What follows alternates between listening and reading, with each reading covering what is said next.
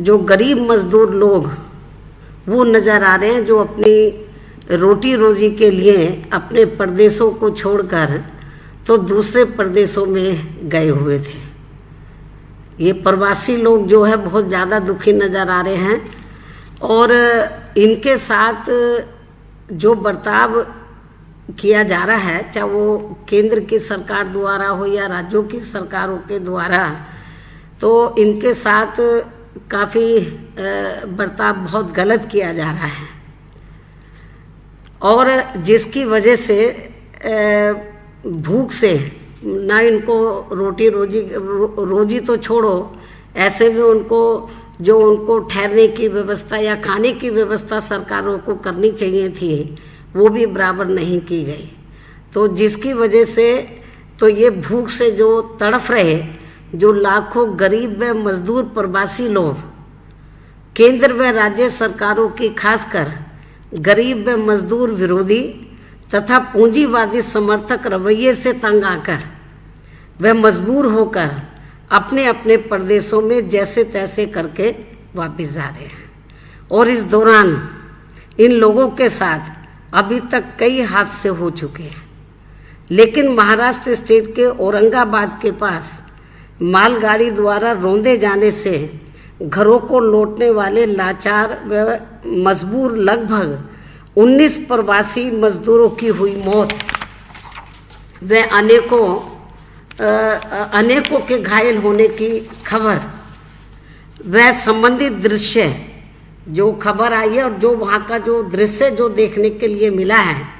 वह संबंधित दृश्य बहुत ही विचलित करने वाला है। लोगों के उस दृश्य को देखकर लोगों के रोंगटे खड़े हो रहे हैं।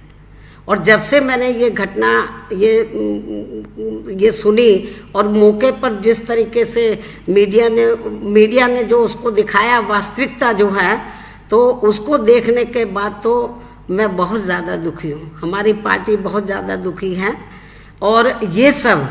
केवल केंद्र व राज्य सरकारों की लापरवाही व असंवेदनशीलता का ही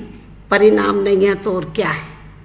कुदरत ऐसे में उनके परिवारों को इस दुख को सहन करने की शक्ति दे और सरकारों को भी इनके मामले में थोड़ी सद्बुद्धि भी जरूर दे। और इस घटना के मामले में मेरा यही कहना है कि केंद्र और राज्य सरकारों को इस प्रकार की दर्दनाक घटनाओं को पूरी गंभीरता से लेना चाहिए। ये जो घटना घटी है, और भी घटनाएं घटी, ये बहुत दर्दनाक घटना घटी है, तो केंद्र और राज्य सरकारों को इस प्रकार की दर्दनाक घटनाओं को पूरी गंभीरता से लेना चाहिए ताकि ऐसी घटनाओं की फिर से पुनरावृत्ति ना हो सके। साथ ही उनके पीड़ित परिवारों की पूरी आर्थिक मदद भी जरूर करनी चाहिए, क्योंकि उनकी आर्थिक मदद के साथ साथ उनके परिवार को नौकरी भी, किसी मेंबर को नौकरी भी इनको जरूर देनी चाहिए जो ये घटना घटी है। इसके अलावा लॉकडाउन के कारण बदहाल हुए प्रवासी मजदूरों को रेल व बस की मुफ्त व्यवस्था करके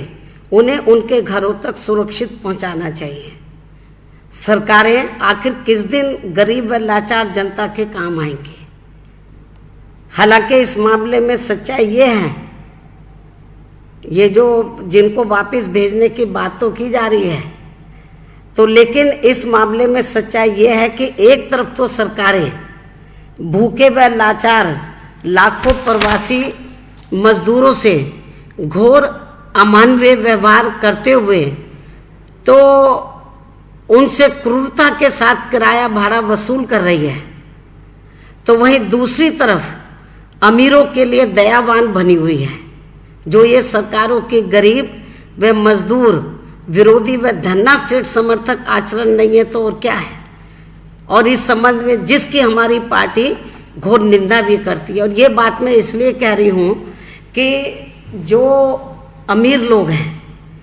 तो जिनके बच्चे बड़े बड़े कोचिंग सेंटर में जाकर वो कोचिंग कर रहे थे, अमीर लोग हैं, बड़े बड़े अधिकारी लोग हैं, या जो लोग अपने कामकाज से विदेश भी गए हैं, तो उनके लिए तो सरकार मेहरबान है,